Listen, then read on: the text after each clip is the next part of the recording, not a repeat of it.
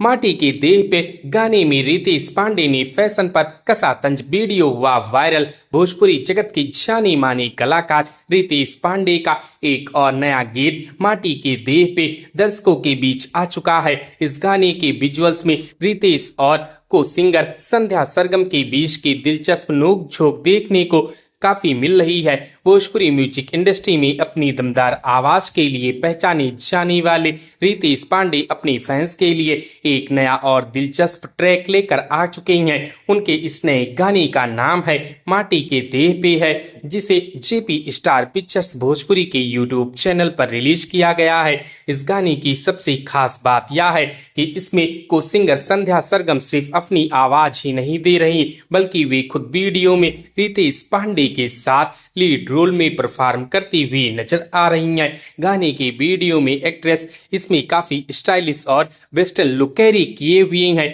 उन्होंने काले रंग का बेहद खूबसूरत और मॉडर्न आउटफिट पहना हुआ है, जो फैंस को काफी अट्रैक्टिव कर रहा है। गाने की कहानी में रितेश पांडे अपनी ऑन स्क्रीन पार्टनर से खर्चीले फैशन सेंस और महंगे शौक पर चुटकी लेते दिख रही हैं। वे एक्ट्रेस को कहती हैं कि जब यह बॉडी मिट्टी की है तो इस पर करोड़ों रुपए खर्च करती हो, अगर यह रूप सोने का होता तो ना जाने तुम क्या करती। रितेश पांडे और संध्या सरगम की जोड़ी ने अपनी बेहतरीन आवाज से इस गाने में जान डाल दी है।